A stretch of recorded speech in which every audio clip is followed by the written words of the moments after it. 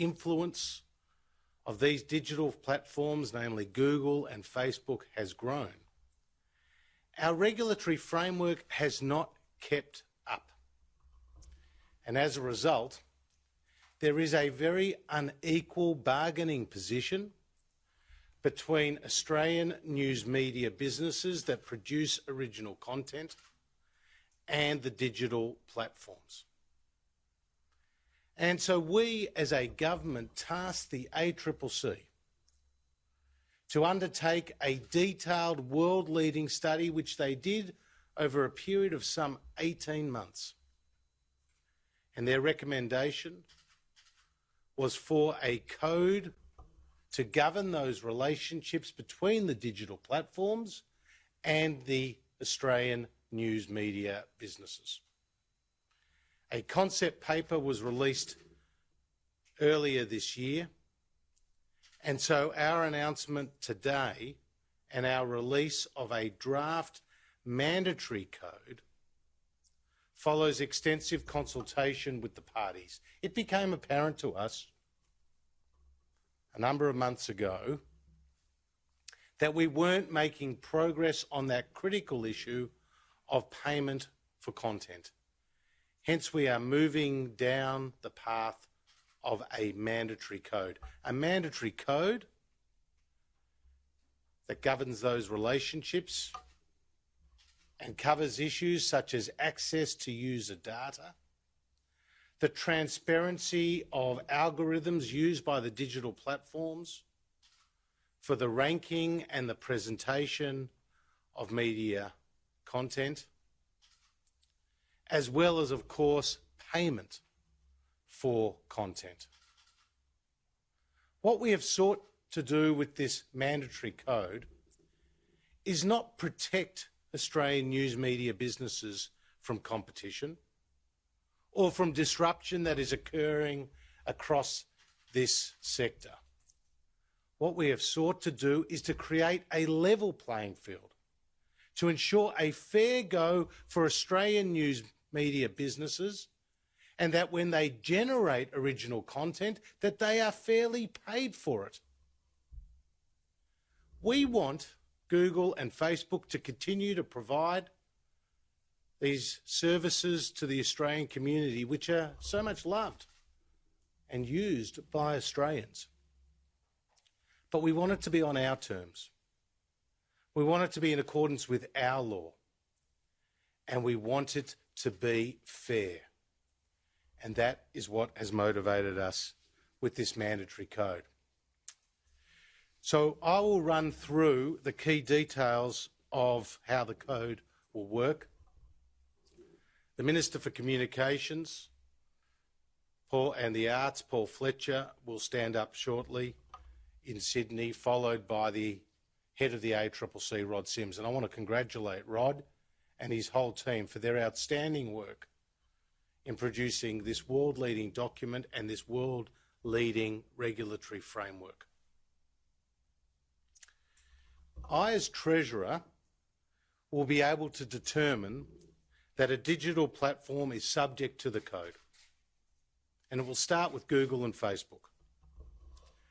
And I will have regard to ACCC advice about whether a substantial bargaining power imbalance exists in the listing of other digital platforms. ACMA, the Australian Communications and Media Authority, will assess the eligibility of Australian news media businesses to participate in the code against a set of criteria set out in the draft code. Namely, that these businesses predominantly produce core news, such as journalism on matters of public importance or local and community events, and publish this online. That these businesses adhere to appropriate professional editorial standards, that they maintain editorial independence from the subject of their news coverage, and that they operate primarily in Australia for the purpose of serving Australian audiences.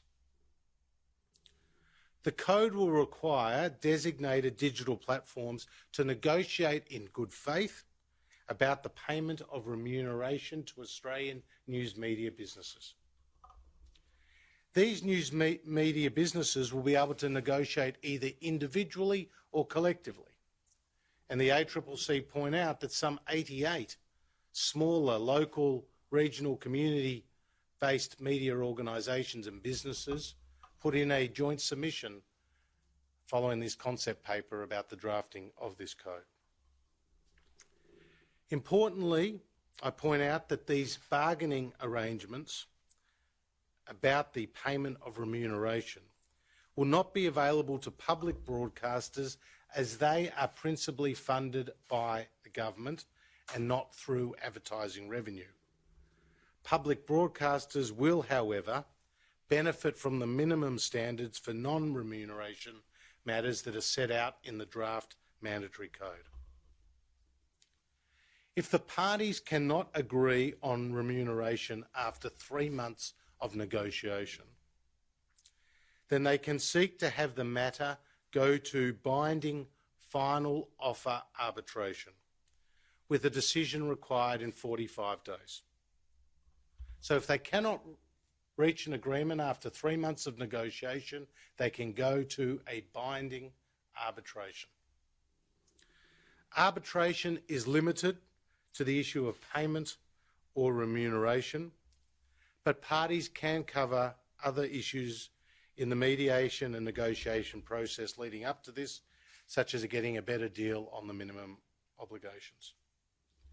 Parties will have the freedom to agree to their own arbitrators, but if they cannot agree, then ACMA will oversee a list of arbitrators and will appoint a panel of 3 arbitrators. And these arbitrators will obviously have experience in legal, economic and industry matters.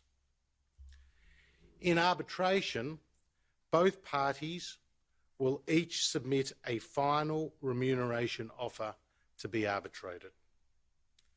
And in determining which offer to accept, the panel will be required to take into account the direct and indirect benefits of Australian news to digital platforms, the costs incurred by news media businesses in producing news, and whether an unfair burden would be imposed on the digital platform by virtue of that agreement.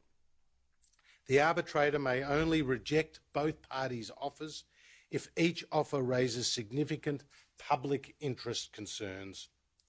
In this circumstance, the panel may seek to adjust one of the offers.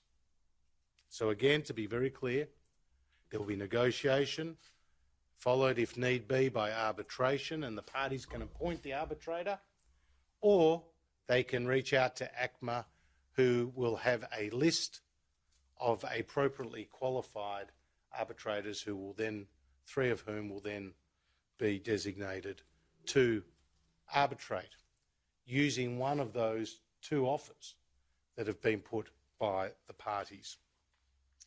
The Code also imposes a range of minimum obligations on digital platforms.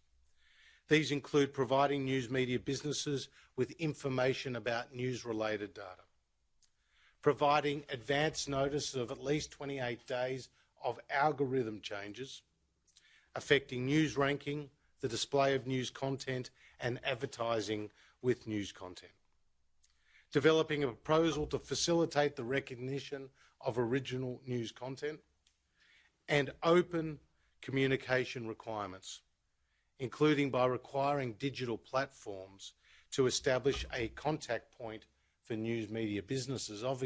Often these digital platforms do not have a single point of contact for which the media businesses can reach out to as required. The Code prohibits digital platforms from discriminating against Australian news media businesses that are covered by the Code. As appropriate, there are substantial penalties for breaches. The ACCC will be responsible for enforcing the Code and will be able to issue infringement notices with smaller fines for minor Code breaches. The maximum penalties, though, however, are in line with those available under the Australian consumer law, with maximum penalties applying for breaches of up to $10 million per breach, or 3 times the benefit obtained, or 10% of annual turnover, whichever is greater.